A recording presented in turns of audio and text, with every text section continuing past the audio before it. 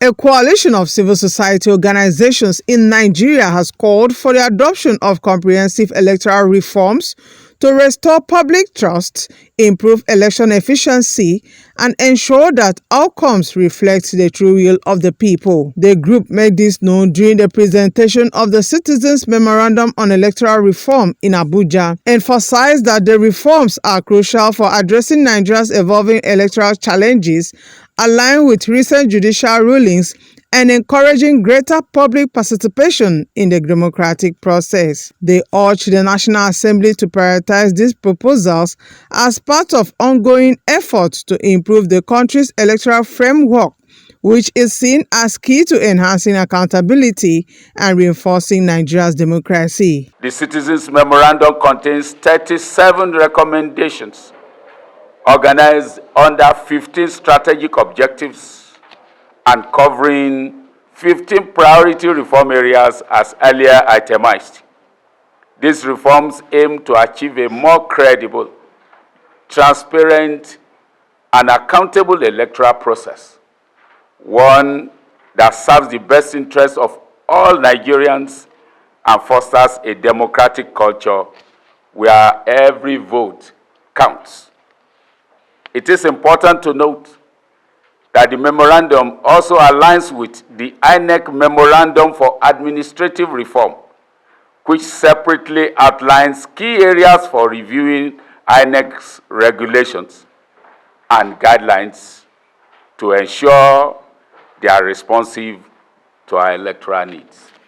These electoral reforms are designed to restore integrity, enhance efficiency, and ensure inclusivity in Nigeria's electoral process, paving the way for more credible, fair, and democratic elections that will strengthen the nation's political institutions and democratic culture.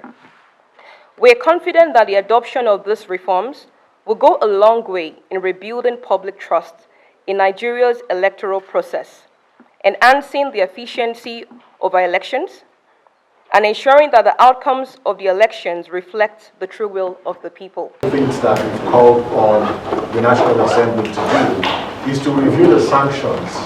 So you look at the law, it says bribery and conspiracy. That's the extent to which the law, makes prescriptions for vote buying. And what we are, advocating is the need to look at a sanctions regime, for this kinds of behavior, because continuous vote buying undermines democracy to a large extent, but also to Nigerians and the voters to understand the implication of selling their votes. There's a reason why politicians are targeting voters and urging them to sell their vote, because votes are counted, at elections. If they didn't matter, then politicians will not be making that investment.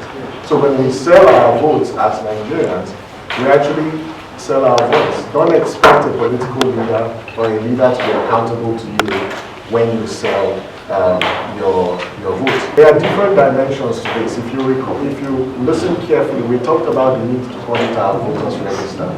And we also want to restate that point, that it's important that we audit our voters register to eliminate duplications on the voters register, so we have a true picture, of the number of people that we have in our voters register.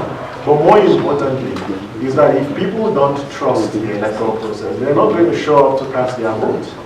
And so we constantly talk about electoral integrity and the need to sanitize our electoral process. But also tied to it is that when people show up at elections and governance does not deliver, they feel that there's no point, showing up to cast their vote. And that's why we can't talk about low turnout without the quality of governance. So governance needs to improve for people to show up.